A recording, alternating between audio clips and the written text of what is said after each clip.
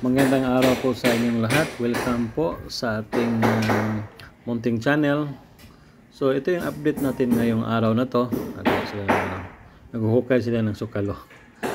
Wala masyadong nagagawa pa kasi naka-office lang. Saka hinihintay yung demolition job natin sa lumang bahay.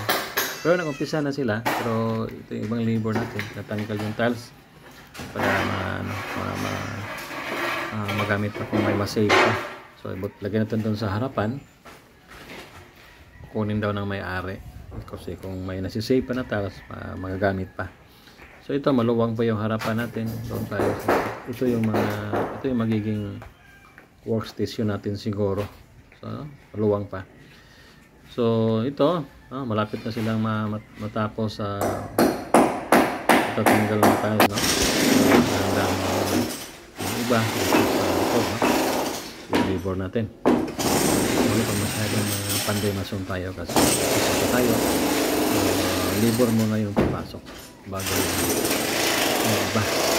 So ito yung mga giniba nila, tambak natin dito kasi iangat ko ng konti yung yung level ng ating building.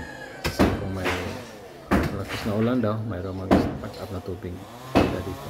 So kaya angat natin ang mga 30 cm siguro galing sa natural ground para safe tayo sa mga tubig na mag-stack up dito sa paligid.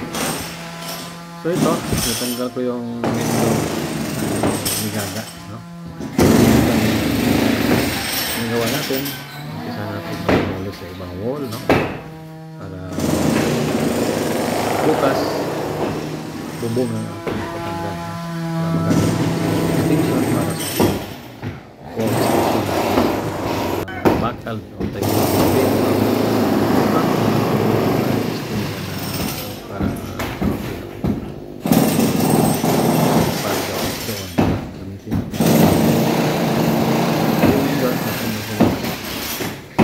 so ito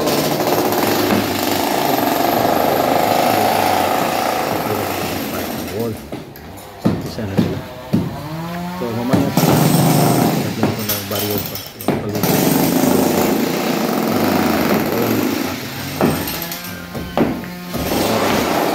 So lang muna guys, good na araw bukas magiging tayo sa meron. So maraming salamat guys sa sana panonood natin. Maraming salamat.